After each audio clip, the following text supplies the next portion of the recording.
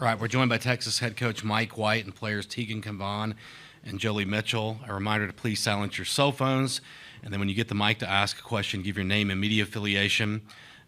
Recording the press conference with cell phones is prohibited, and if you're on the Zoom and you want to ask a question, use the raise hand function. We'll start with an opening statement from Coach White, then go to questions for everybody. I'd like to thank the organizing committee, the NCAA, and all the people that put on the tournament, obviously the regionals, super regionals. It's been a lot of exciting games played throughout the country, and the level of softball has been outstanding. Congratulations to all the teams that made the College World Series, and we're just super proud to be one of the last two teams standing and excited to look forward to a great championship series. Okay, we'll start on the opening row right, front row. David.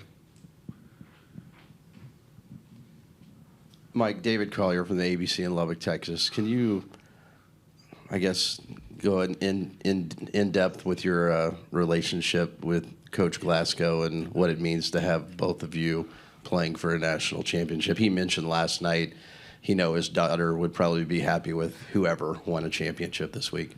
Yeah, absolutely. It's been a good relationship with Jerry. He's been a softball stalwart, so to speak, has been a big proponent of the game and loves it, loves the energy from it. I can't imagine him doing anything else but softball. But I was blessed to be able to coach his daughter, Jerry Ann Glasgow, at Oregon for a couple of years, and just had so much fun with her. What a special person she was, not only as a player but as a person. She was a proponent of softball and just promoted it everywhere she went. Kids loved her. She had that just great smile and demeanor about her. And we always had a fun time in the bullpen with her as well, just joking her about the trenches she used to live with a drag foot. So, just some great times. And she was also a special hitter as well. And I just loved coaching her. And it was certainly a very sad day when that tragic thing happened. Okay, we go second row left. Tegan, what do you remember about the game when you played Tech early in the year, that you guys won 2-1? What was working for you against the Tech lineup? Just what do you recall from that game?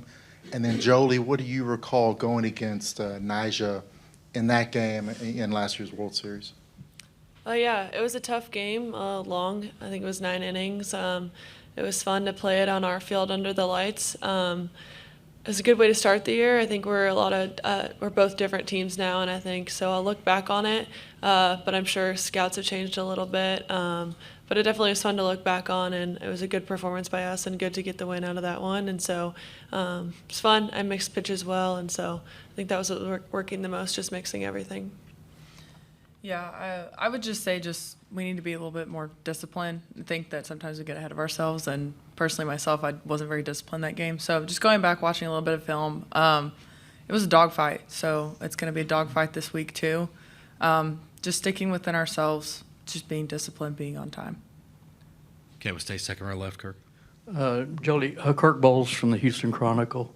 Does it give y'all an advantage that y'all beat Niga here last year and also in the regular season this year? I'm not going to say yes or no. I just think that games can change. Things can be different, especially last year coming into this year. I'm sure Niga is just a different pitcher. But we just have to focus on what's in front of us, take it one pitch at a time. Okay, we'll stay second row left again. For both players, Cedric Golden, Austin American Statesman. Where did you guys watch the OU game? What was your reaction to it? And also, how exciting is it to be part of an all-Texas matchup for the championship? I was watching the game last night with my parents, and so it was pretty exciting. It was just kind of like, what's happening? But, yeah, it was really exciting, and it was a really great game to watch. I said it was probably the most entertaining game I'd watched all week. What was your second question? How exciting is it to be part of all-Texas? I think it's really awesome. I mean, I'm glad to be a part of it just in general, but I do think it is pretty awesome that we're going to bring back a national championship to the state of Texas, whoever it is. It's exciting for the sport as well, and I'm happy for both teams to be in it. Yeah, I was also with my family and a few teammates and their families at a restaurant in Bricktown, and so it was really fun, fun game. Definitely was a lot of shocked people in the restaurant, including myself in that last inning, and but it was fun. Yeah, like she said, it was a really entertaining game. And then I think it's super cool to be a part of the trophy coming back to Texas no matter what, and I think what's even cooler about it is that it's going to be someone's first. I think that's the most special part. Okay, front row left, Brady. Brady Vernon, Softball America. Just, Mike, you've worked with a lot of great pitchers, and I think sometimes we forget that Tegan's only a sophomore, but just how has she grown from this time last year to now? Yeah, I think that she reflects back on how she could get better. The experiences that she's had and some of the struggles. To tell you the truth, I mean, she's always wanting to get better, and that's what pushes the great ones. But she's proven that she's got the mental toughness. She came in some super tough, super regional, super tough situations, especially against Clemson, second and third, none out, and be able to kind of work out of that with some great pitching, determination. I think that's, and especially after some struggles she went through. But, sometimes that can make you tougher, and it's made her tougher. And just being in this situation now, she's pitching at her best. And I think she's looking forward to leading this team to hopefully a championship series. Okay, we go front row left to Eli. Eli Letterman, ESPN, for Tegan and Jolie. You guys both joined this program before last season, and there's been a lot of talk with this group about the desire this year and wanting to get over that hump. And Oklahoma was one of those humps. You're back in this championship series. The growth of this program and the group of players in that time, from when you showed up to campus to now, where do you think this group has grown to be in this spot again now? Yeah, I think No, you go ahead.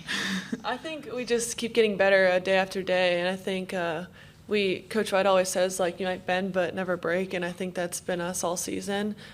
We've just gotten better through adversity, and so just leaning into each other. I think this is, from when I got here, the team was really close, but to now I think the team's even closer, and so I think we just keep getting tighter, closer with each other. These are my best friends out here, and so I wouldn't want to be out there with anybody else, and so we just keep getting tighter and we just keep getting better day after day, and I think that's what's made the difference. Yeah, I think the biggest change, I mean, you look at last year and then to this year, it is very different, but I even think within the last month it's just been insane to see how we've changed. We love each other a lot, and I think just naturally we all are just strong competitors. We were talking about it earlier that I think that we enjoy just going out there and competing and dominating other people together. It's just kind of like our little bonding thing, and outside of this, we love each other too. But yeah, I do think that OU was kind of just like the moment where we said, hey, if we're going to win this thing, we have to turn it around. Everybody this postseason has played a huge part. I mean, you look back and Leanne's had a great postseason. KB got us the run in against Clemson. I mean, it's just everybody is contributing the best that they can. And I think that we've had a really great attitude going into this week as well. Okay, we'll stay front row left, Jake. Yeah, question for Tegan and then for Mike. Coach, you guys have been knocking on the door in recent years. How much have those experiences helped and prepared you for this moment? And then, Tegan, you've had some battles with Niga over the last couple of years. What's it like when you're pitching or facing off against an opposing pitcher like that?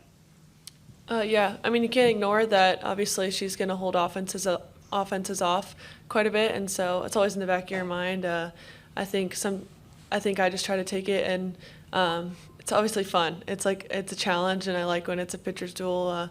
It's fun to just compete in those atmospheres and against the best. And so, I don't know, it's just fun. It's fun to play against the best and to be a part of it. But yeah, I'm excited for us, and I was excited for our offense. I think last year it was different. This year it's different. I think it's in the back of your mind, obviously, that you're facing her, and you're going to have to. It's going to be a challenge for our offense, but it goes both ways, I think. Yeah, obviously we have 16 players that are back from last year and a few from the previous time before that.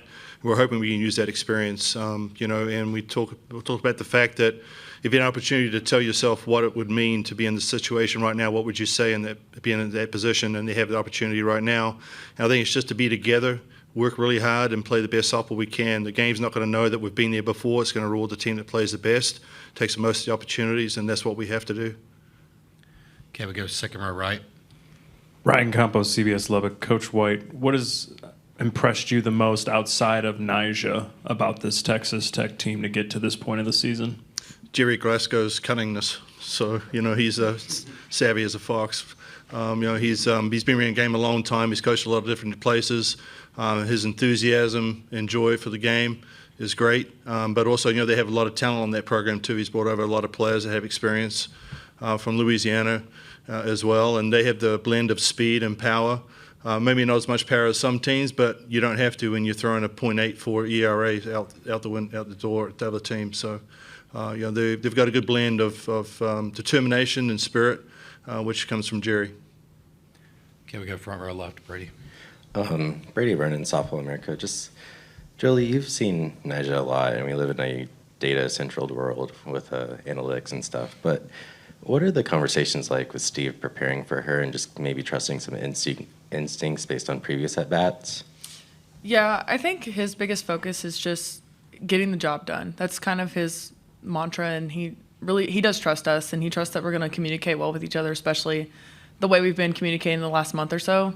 I think the biggest thing is that he's just going to ask us to be disciplined, us to be on time, and he always says it, just play Pepper. I mean, she's going to produce some of the speed for us, so if we just get out there and just play a little game, we're going to be just fine. Okay, we go second row left, Kirk.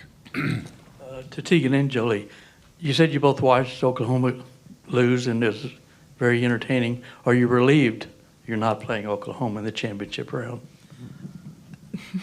Personally, I wanted it to be OU. I mean, if you want to be the man, you got to beat the man.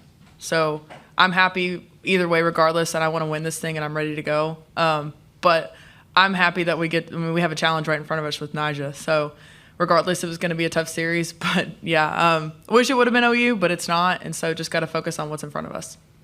Yeah, I personally didn't care. I don't think any championship will be easy, and so it's going to be a tough road either way. Okay, we go third row on the right.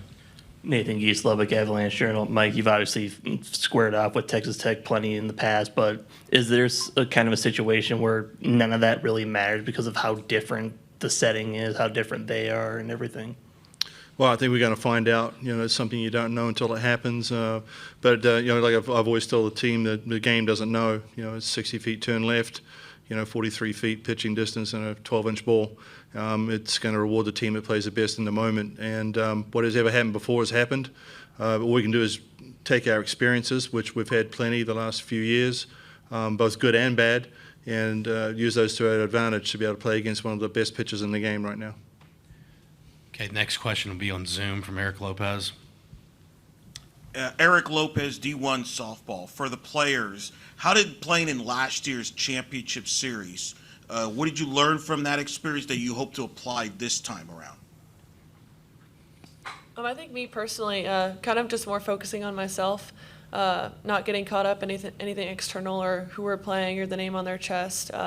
Just focusing on my strengths and what I can do and not getting caught up and the other things around me. And I think that we've been just talking about that what matters is us and how we perform, and but just relying on each other, not external things. Yeah, I agree with Tegan, just making sure that we stick within ourselves. Yeah, last year was tough, but I think it's just because we wanted to make it tough. This year, I feel confident that our team's going to do what we need to do. We love each other. We can fall back on one another, and I think that we're confident in trusting each other. More questions? Okay, we go second row right. Lauren Morello with The Athletic. Coach, can you talk about how competitive you think your program's NIL budget is and what the benefits or complications of having one are in this new sports landscape? Yeah, that's a really hard question to answer because you don't really know what other teams have for a budget or how much they're spending. Obviously, we know that Niga's made over $1 million, which is great for the game and great for the sport. And as I saw on TV that this helped promote the game in Lubbock, Texas, and in that part of Texas, and so that's a good thing. And we're hoping that there continues to be opportunities for our young women to be able to participate in NIL and make a living out of it, hopefully. And then we need the next step of that to be the professional league, which needs to keep doing what it's doing and getting bigger. And the push from Major League Baseball into that should help as well. But we try to be as competitive as we can. All of our players are getting some sort of NIL money. So that's a growth for us and just a start. And we're going to continue to push and make more opportunities available for our players. Okay, we go second row left, Kirk. Yeah, Mike, do you feel like your players might be more relaxed, having been in this setting, somebody like me at, several times? And who do you think OU fans will root for? Well, probably not us, for sure. But, I think, as a fan before, it's like you got to just hope for good softball. That's what you want to have. You want to have games that are promoting the game itself, and obviously having two great pitchers out there and a lot of really good ball players should make for a really good setting. on the biggest stage this game provides right now. So that's really what we want to focus on. Okay, we go front row left to Eli. Eli Letterman, ESPN. Mike, in the vein of the question I asked to the players earlier, I'm curious if over the last year there was something you recognized after losing the finals last year, what this group needed to get over that hump, and if you've seen it at any point this spring. Yeah, I think pulling together closer, having each other's backs, being on the same page, pushing each other when no one's watching, just really having that. And they came up with the acronym, Fuel the Fire. So that's really pushed them, and that came from the team, from Jolie and the leaders on the team, and they've lived that. You got to live it on and off the field. We've got to do more than just the 20 hours every week. If you want to have it, you got to change your mentality about winning and playing this game, and they've really been focused on that. They've been focused on getting better each and every day we go out there, and they're pushing each other, and that's what you need. We've got a lot of players that could play, but still have spirit behind the team, and I think that really makes a difference, especially our pitching staff. This group, I know Tegan spearheads it, but they all have each other's backs, and it's been tremendous to see. Okay, we stay front row left, Brady. Brady Vernon, Softball America. We talk a lot about Reese's bat, but with a very aggressive Texas Tech team, how can she really be a game changer behind the plate with controlling the running game? Yeah, I think that speaks for itself as far as the number of people she's thrown out and people just not stealing on her. She's ready to gun them down. She loves that opportunity to do that. And she's continues to work on a receiving game to try and – she gets frustrated when we don't get calls that we think we should get, and she's continuing to try to work on doing that as well. And, she probably should have got Gold Glove catcher this year, but unfortunately missed by one inning, if you can believe that. She had 74% of the innings instead of 75, and but she did get an award for being the best catcher. So that was definitely due for her, and it was great to see her get that. Okay, we'll go front row right to David. David Collier, ABC Lubbock, for Coach and for Jolie. Texas Tech, I think it's 24 straight games that they've scored first in their contest. Does that put extra pressure on you when you're at bat to try to get something done early, because once Niga has that lead, it's difficult to kind of come back against them? No, I trust our team, and if they score first, okay, it's a game of scoring, and like Coach says, the game doesn't know. So we have to go out there and play our best game regardless, and if you hit a little bit of a wall, some adversity, doesn't mean that you have to back down. So just trusting ourselves. We've beat Niga a few times in the last 2 years, so we know that we can do it. We just have to go out there and do it. Yeah, well, the game is 7 innings, 7 battles to win the war, and whether it comes in the first or the last. You saw that yesterday with OU, down to their last strike and hits a home run. It can happen at any time. So I think just keeping your head about it, and understanding that it's going to be kind of really battling together and working together, like keeping the pitch count up, making her work hard in those situations, not giving her those easy 1, 2, 3 innings. Just continuing to put the pressure on not only Niga but their defense as well. That's what's going to kind of play the toll, and that's what we've done well this season. We've scored just about against everybody. I don't know the total numbers. I don't know if we've been shut out by anybody, but we're always in the game, and that's what we continue to do. We always want to try to bring up that either winning or tying run in the last inning. Okay, last question will be from Eric Lopez again on Zoom. Eric Lopez, D1 softball coach. When you look at Jerry Glasgow and this offense, how are they different now than they were when you played them in February? They steal home, which is incredible. But I think he's done. Someone said he's done it 3 times, but that's definitely bringing a new one into my playbook. So, but he's crafty. He's going to use what he has at his disposal. He's going to make you play well. He's going to put pressure on. And that's what he does. And he always believes. He has Niga there, and he believes if he can get a run, he's going to win a game. So, but we also have a very talented team as well. And so it's a great matchup. And Jerry, he knows the game. He's crafty, which I'm looking forward to that matchup. All right, that'll wrap things up for Texas. Thank you. Thank you. Texas Tech will be here at 12:30.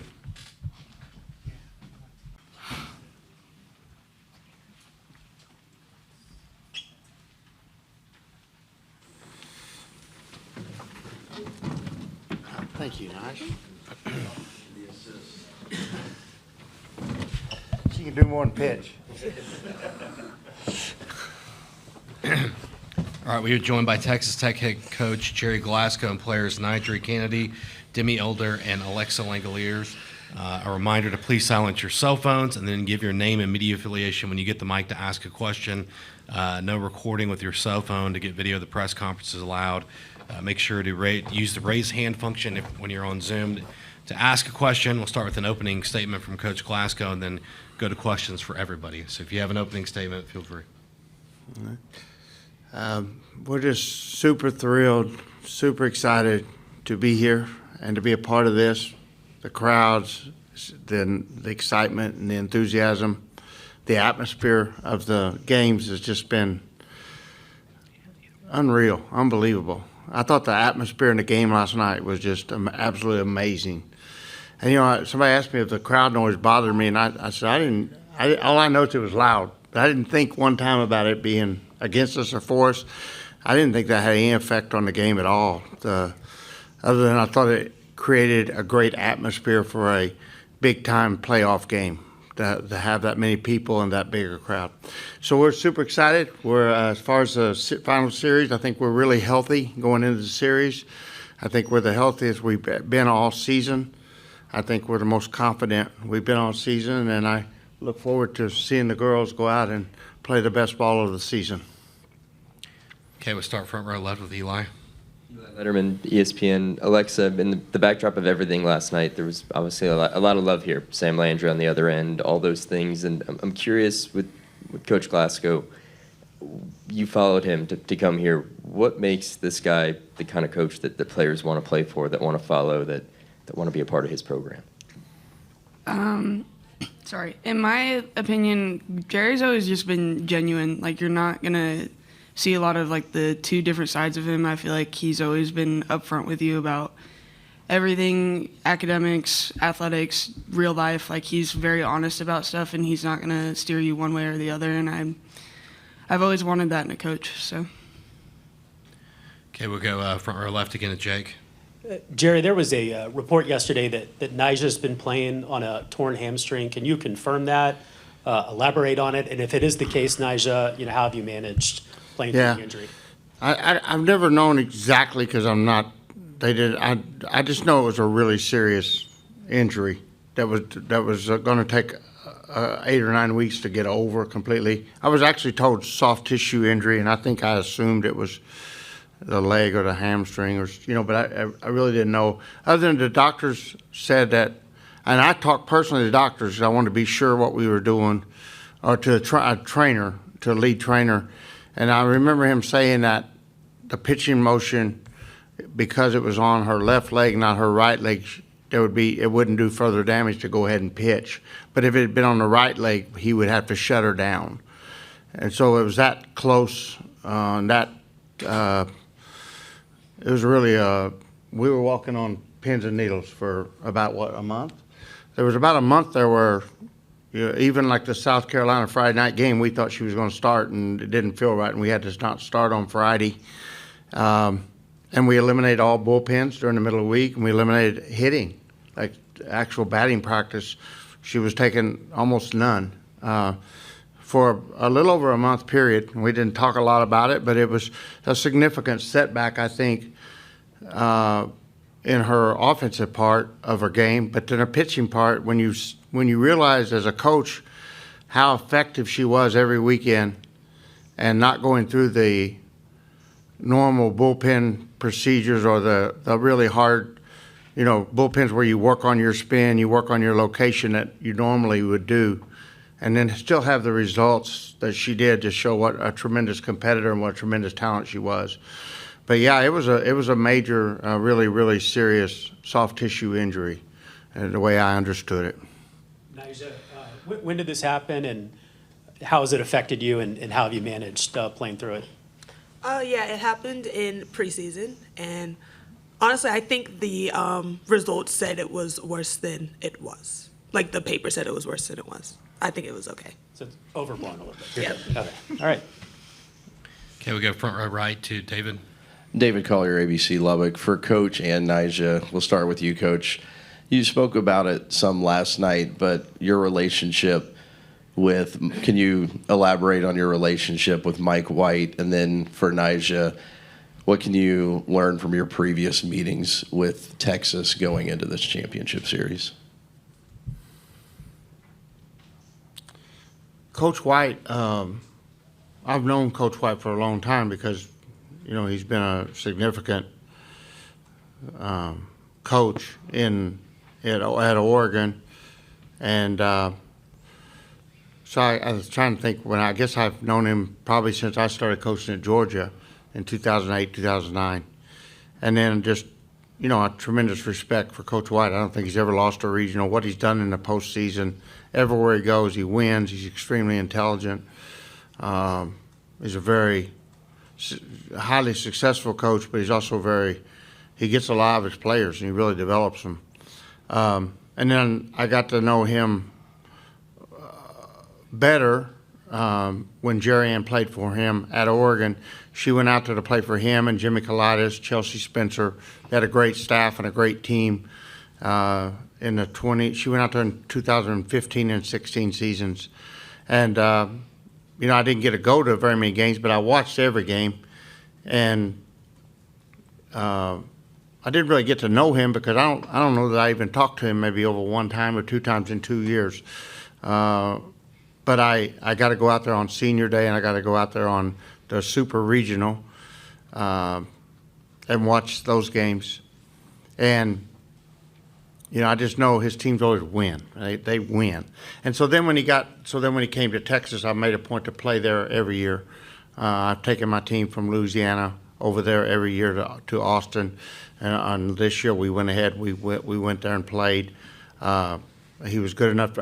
When I got the job, the schedule, it was late, and I wanted to get really hard series, and I was having trouble getting games, and I was able to pick up a series with him and Texas A&M there in the preseason. So, you know, I know what everybody else knows. He's a winner. He always does well in the postseason, and I'm super happy for him to get in this series. I think this is third series in 4 years or something ridiculous like that.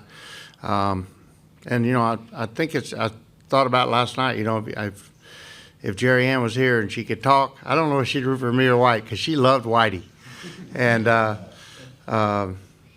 she used to compare us a lot. She'd say, Daddy coaches just like you. He just got more colorful vocabulary. And she probably thought he's a little smarter than I am. But anyway, I'm really looking forward to getting to compete. When we play at Texas, we've always had really good competitive games. I've seen him get tossed once, and he saw me get tossed once in that series. We've always had fun with that, and hopefully we don't do that and we act better here. But we'll get after it in this series. It'll be fun. Can we go front row left, Brady? Brady Vernon, Softball America. Just, Alexa, how have you kind of seen the infield grow defensively, especially on the left side of the two freshmen? I think they've grown tremendously. I mean, starting the season, I feel like there's a lot of miscues, but I mean, they just got really tough mentally and they just bared down. And I don't think you'll see a better left side of the infield, in my opinion.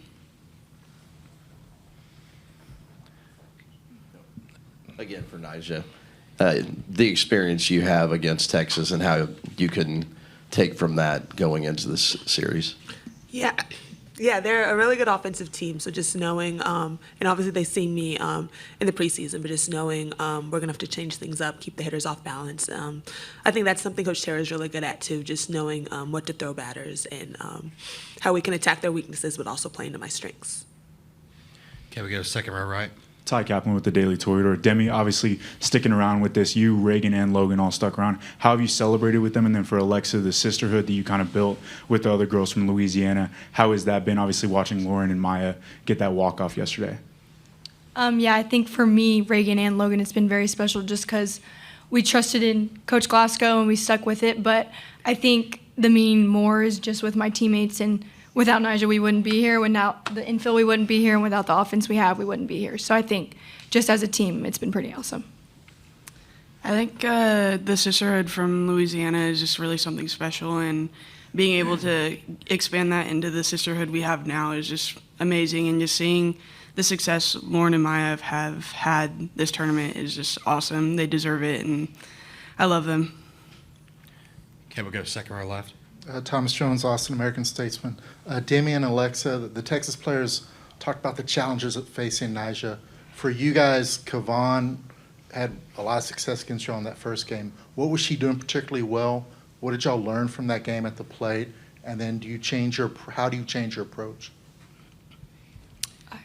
I think for me, it's she went hard up a lot that game, and I think just being able to make an adjustment faster of getting on top of that ball will force her to throw more of that drop ball that she has and the off speed. And I think if we can make her a little bit more uncomfortable this time around, we'll be more successful. I was unable to play the first 2 games we played since I was injured, but have seen her in the past since last year, the 3-game series. I think with her, you have to just make adjustments really fast. Okay, we'll stay second row left. Kirk. Jerry, did you bring any other pitchers here to Oklahoma City? I was just curious. What do you ask me? Oh, you got pictures. Yeah. Plural.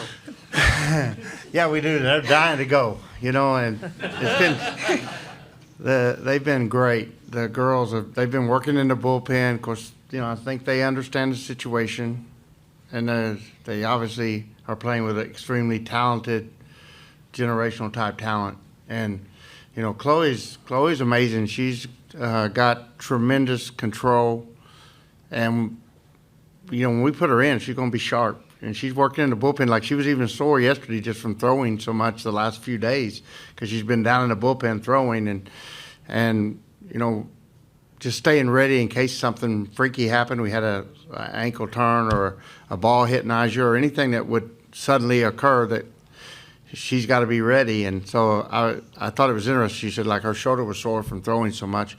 Not injury-wise, just tight, and she's ready. When she gets her shot, Chloe will be magnificent, and we're gonna need more than Niga in this 3-game series, most likely. You don't think she could pitch 3 more games? I think she could do anything right now. She's kind of like Superman out there in the circle. But I suspect in this 3-game series we'll end up having to go to more than one pitcher, obviously. Okay, we'll stay second row left. Cedric Golden, Austin American-Statesman. Demi, Oklahoma terrorized the Big 12, terrorized Texas, terrorized Tech for many years, and then those teams knock OU out of this College World Series. How do you guys kind of refocus and know that it's not over yet? I mean, you beat OU, but there's still some work to be done. I think the way we refocus is just staying to the game and staying to what we know and what we love to do. I think the job's not done yet, and I think we all know that. Okay, we will go next, second row right. Ryan Campos, CBS Lubbock. This is for all the players. Just talk about the moment being 2 wins away from a national championship. It's 2 teams from the Lone Star State, and it's also 2 teams trying to win their first, national championship on the diamond as well. I think it's going to be interesting. I think the fact that it's like a Texas national championship is going to be a lot of talk around this, and I think it's going to be tough. We both want to win, and we're the first team to not have been in this situation before. They've been in this situation before, and obviously they haven't come out on top, and I know that leaves a bitter taste in their mouth, but we're both going to be fighting for it. Yeah, I still don't think the moment is fully set in for me yet. Just to be able to, again, to say that we're 2 games away, I feel like it's just amazing. And yeah, it honestly still hasn't set in for me yet. Okay, we go third row on the left. Pete Christie from KCBD in Lubbock. Coach, being this intra-state championship, what does this mean for the program's future for Texas Tech and then just softball in the big state of Texas? I think that this obviously it's really good for Texas, and it's really good for the youth and the young women all over the state. They're going to be inspired by this. I think you see that. You saw that when Cat Osterman was pitching for Texas. You saw left-handed. All of a sudden, 5 years later, there's left-handed pitchers everywhere. Everybody was a left-handed softball player was a pitcher, and it inspired so many people. And I think there's no doubt the success of Texas and the success of Texas Tech and A&M had a really good year. No doubt that that 9 and 10-year-old girls all over the state, 11, 12-year-old girls, there's no doubt that Little Leagues are filled up right now, and seeing the effects of having really good college softball teams in the state. Okay, we'll go third row right in the corner, Justin.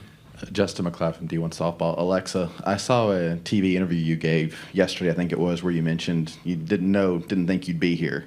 I'm curious for you. You guys are winning and you're playing well, but this is your first time on this stage. How have you managed to balance those two things this week, get to enjoy the experience while also making sure you're focused on winning ball games? I think we really soak in the moment more of like after the games and like on the days we've had off of like really just being here. And I think once it's time to like really lock in on game days and stuff, we kind of just realize like, hey, this is still just another game, and like we've done this all season long. We've fought and we've competed, and I think that's just really helped. Okay, we go front row left, Brady.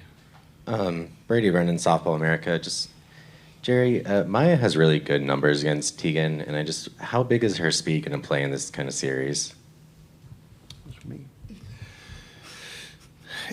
When she gets on base, our team's a whole different level of team. And the amazing thing to me is, we got through these 3 games with her, I think, getting on base 1 time.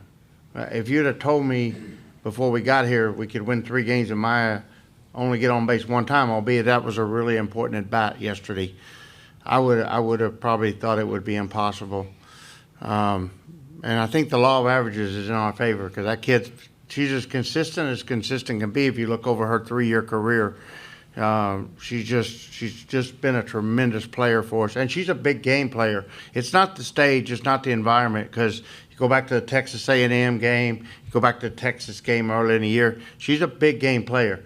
I just think that, so far it's a very limited amount of at-bats. It's a very small sample size, and I think I'm expecting her to come out huge in this next series.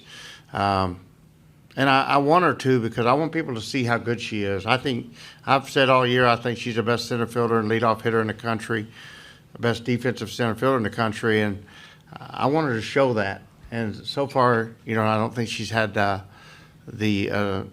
she hasn't had the performance that shows how good she is, and I want her to show that before we leave here. Okay, we'll go third row right. Nathan Geese, Lubbock Avalanche Journal. Demi, you have the most experience in this Texas rivalry, being the longest tenured Red Raiders. Being in this spot and playing for a championship, does that add a little extra something that the rivalry's still kind of going, even though you're not conference mates anymore? I don't think I've ever beat Texas, actually. So I think this series is going to be pretty cool, because I think this team is a lot different than the other teams I've had in the past. So I think with our offense and our defense, I think we can get the job done. Okay, Jake, go ahead.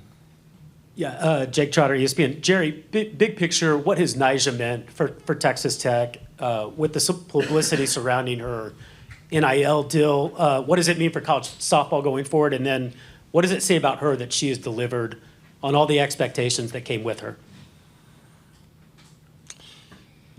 Yeah, I don't think you can put a value on what she's meant to Texas Tech. When you think of the magnitude of what she brought to our program in publicity, and I remember the week after we announced that she was coming last year, it was something, someone told me it was like 700,000 Associated Press articles had come out where you're talking about, and in those articles, in those little 700,000 clips, it was, you're mentioning Stanford, Texas Tech, and Niga Kennedy, and softball, all in those little articles. And what's the value of something like that? I don't know. And then to deliver, and she's delivered over and over and over. And she kept, even early in the season when we weren't ready yet, it takes a while. It takes a long time to develop championship mentality and championship culture. While we were growing as a team behind her and around her, she was just in that circle a rock. And so you look back at the 0-0 game to Mississippi State, and then you look at the Texas game, we got a 1-0 lead, and they tied up 1-1. We go to the 8th or 9th inning, and we lost 2-1. Nija's in there just doing her job, but that give us a chance, even though we didn't hit, but it gives us a chance to feel those at bats and my players to realize like we got to grow. And so the value of that, I don't know how you put it, but we wouldn't be here without it, obviously. And then I think what it more speaks to is her leadership and her character. She's a great pitcher. Everybody sees that. When you see her pitch in the circle, even a casual softball fan recognizes the greatness of that. But I think when you look at how she endured injury, she endured a young team around her or a new team around her, and with a new coaching staff, and went through with a new pitching coach, and then she's got a new hitting coach working with her on her hitting. There's just total adjustments, but throughout all that, no matter what, she just was rock solid in the circle for us and provided us with that solid stone cold assassin out there in the circle that allowed us to grow and become a really good softball team at the end of the year. And I think it even surprised us. Nigel, just real quick, how have you managed this experience? What's it been like for you? And what has this run been like leading a program to a place it's never been before? Yeah, honestly, this year's been hard just for me personally. And honestly, this team, I feel like we had a lot of road bumps, and this was not an easy ride. We were joking about on the bus, if you would have asked us, like earlier in the year and earlier in preseason, if we would be 2 games away from hoisting a national championship trophy, we would probably laugh. We took some hard losses early on, but just honestly, I feel like we've just grown as a team, and a part of the road getting here is just peaking at the right time, and I feel like we're finally just catching our step, and we're getting to know each other on the field, and I feel like that we're just playing for each other right now. All right, that'll wrap things up for Texas Tech. Thank you. Sorry, Nate.